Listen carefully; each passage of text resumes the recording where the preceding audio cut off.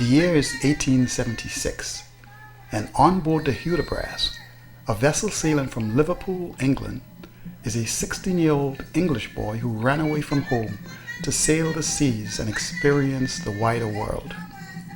The boy's name was William Butterworth, and it is his first-hand account of the voyage from Liverpool to Calabar in West Africa, and then on to Grenada, that provides us with further documented evidence of the horrifying cruelty of the Middle Passage. The Hudibras set sail with a crew of approximately 40 men, and a captain who William described as morose, hypocritical, and tyrannical. The crew was malnourished, sick, and scantily clothed during the entire voyage. Below deck, the ship was separated into 3 parts by strong partitions. The male captives would be imprisoned in the front, the boys in the middle, and the women and girls in the back. After approximately 8 weeks at sea, the ship made land in Benin, West Africa, and proceeded on to Calabar in Nigeria, where 6 other ships were already moored. As the ship neared land, several canoes approached, eager to trade. One canoe carried 12 to 14 men, 2 of whom boarded the ship with much celebrity, and appeared to William to be chiefs. Their hair was plaited, and they wore hats and a cotton cloth around their waist. The others in the canoe were naked. The 2 men spoke English and informed the captain that they were going to get captives. William observed that their canoe was outfitted with guns, ammunition, cutlasses, and other weapons. His intuition was that they were going to raid a village and deliver the captives for trade. Throughout the first day, numerous other canoes, some carrying local chiefs and their wives, approached the ship to trade. They usually traded yams and fish for beef and butter. The ship remained in Calabar for approximately 6 months while it procured its full complement of captives. While there, William witnessed a horrifying ceremony of human sacrifice, which he described as human depravity based on superstition and wickedness. The occasion was the death of a chief. People traveled great distances to witness this ceremony. The fleet of canoes carrying people was so large that it scared the captains of the slave ships. Large fires were lit in the squares, and there was the beating of drums mixed with the shouting and moaning of large crowds. The next day, a victim was brought to a designated spot to be sacrificed. He was tied to a post with a noose secured around his neck. He was then brutally beaten with a large club on his shoulders, while others pulled on the rope. A large knife was then used to sever his head from his body. Later, after the beheading, William observed about 20 young boys on a beach cheerfully dragging the headless body of a young female. The post was still attached to her body. The boys brought the body to a gathering of people who cheered their entrance. In their presence were the mangled bodies of several other victims awaiting burial at sea. After the sacrifices, the chief was buried along with the severed heads of his sacrificed victims. The whole experience terrified William inasmuch as it shamed him on learning that the victims for the sacrifice were furnished by an English captain. Throughout the ship's stay in Calabar, captives destined for slavery were brought on board as they became available. The trading was a straightforward affair between the captain and the trader. The captain would pay the trader with copper rods valued at about 1 shilling each, approximately 25 cents, based on the number of captives the trader had. The trader would then barter for the items he wanted on board. Items included guns, gunpowder, calico, hardware, salt, etc. William reported that there were over 14 different tribes or nations who were captives on board the ship, and not all spoke the same language. He described one female captive in her 20s as astonished by her new surroundings. It seemed as if she had never seen white people before. Her eyes wandered throughout the ship with natural curiosity. However, she was dignified, graceful, and calm, despite her circumstances. Among the captives on board were a number of what were referred to as pawns. These were normally small traders or children of fathers who could not pay their debt to others. They were traded to the ship for goods, and they could be released if the debt was paid before the ship set sail. All the pawns on board were redeemed except for one young female. Her father visited her before the ship's departure, and William described a very emotional parting scene. He held her in a last embrace. His features betrayed the agony of his soul as he raised his face to heaven to implore its protection on a now orphan child. Before setting sail, illness combined with malnutrition and ill treatment claimed the lives of 8 crewmen. However, only 2 captives died on board before departing for Grenada. The first was a sort of leader of the other females. She was very lively and led them in songs and dancing twice a day. Her death was sudden and a great loss for her fellow female captives. Their profound sorrow was expressed deeply and loudly. Some even whispered in her ear as her body laid on the deck. As the crew made preparations for disposing of her body at sea, the females were ordered below. This caused great uneasiness, whispering, and commotion amongst the females. On inquiry, the captain discovered that the captives thought of the whites as cannibals who would eat the body of their just deceased friend. To assure them that they were not cannibals, the captain ordered some of the females back above board so they could witness the burial at sea. The irony of the situation is that the whites thought of the blacks as savages to be enslaved, while the blacks thought of the whites as cannibals. The ship set sail for the Caribbean with 360 captives on board. Though not detailed by William, it contained 120 men, 108 women, 67 boys, and 64 girls. The children accounted for 37% of the captives. The planning for what happened soon after departure was a stealth affair. The crew was totally blindsided. They did not sense the fear and anger that was simmering on the ship. They did not suspect that the captives were secretly acquiring crude weapons, including hand spikes, wood, and brick bats used for scouring the decks. Their false sense of security may have been born from a sense of superiority complex, or from having guns and ammunition at their disposal, or even from complacency for yet another voyage to transport African captives into slavery. It may have been all the above. The revolt began during the serving of meals to the male captives, who were secured behind a 10-foot-tall strong partition behind the main mast on deck. The crew members serving the meals were suddenly attacked and severely wounded before they were rescued by other crew members.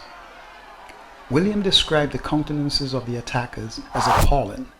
Rage fired their glaring eyeballs, which rolled about as if suspecting danger from every quarter, or determined to deal out destruction on all who opposed them.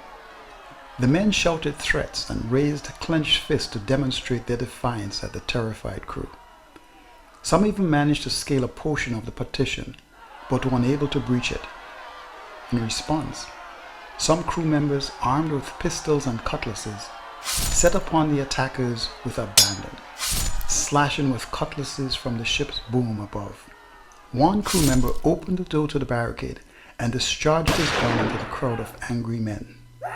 One man managed to scale the partition but was captured.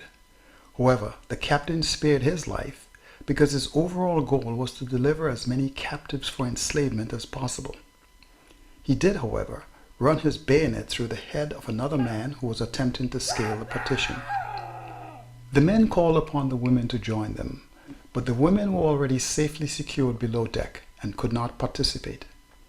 The ship's cook, who was African, filled a bucket with boiling water and threw it upon the desperate and wounded captives. The captain then pushed him in amongst the rebelling captives with a cutlass in hand and forced him to repel them. Other crew members soon followed, and eventually the rebellious captives were overpowered. Some who were living were still chained to others who were dead, in which case they were ordered to assist in throwing their chained dead partner overboard. This meant that they too ended up overboard. Approximately 40 men ended up in the ocean. Some drowned. Others desperately begged to be rescued. The captain, again wishing to ensure he delivered as many captives as possible, ordered the rescue of those who sought it. About 26 were rescued, including some who were chained to a dead partner. Those rescued were put below deck together with the dead bodies as a warning to those who may still harbor thoughts of attempting another rebellion. The suspected leaders of the revolt, the Igbos and Coromantes, an Akan ethnic group, were chained 10 together, making it extremely uncomfortable, gross, and sickening for the men, especially since diarrhea was a common affliction due to the unaccustomed food and other conditions on board. When one of the chained had to relieve himself, the other 9 were close at his side in the extremely crammed quarters. The crew suspected that the revolt was instigated by the men from the Igbo tribe, who were the most numerous of the captives. William described them as strong, masculine people who portrayed themselves as superior to the other tribes. The outcome of the revolt may have been quite different if the women were able to participate, and if it had occurred around midnight as originally planned. Instead, the men felt forced to begin their assault early on account of their fear that losing sight of land would leave them lost at sea with no knowledge as to how to navigate back home. Just as the crew began to feel a bit more secure after having subdued the revolt, they discovered that yet another revolt was planned, and it included the women. The discovery came to light because one of the captive boys betrayed the plan. He understood the languages of some of the other tribes and also spoke English. As a result, the captain used him as an interpreter between himself and the captives.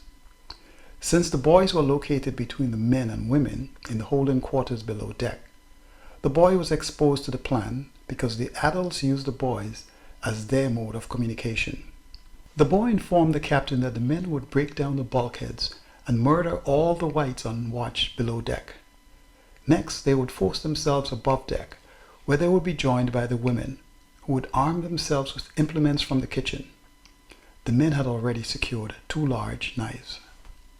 On learning of the plan, the captain sent armed crewmen into the men's quarters and recovered the knives from 2 men.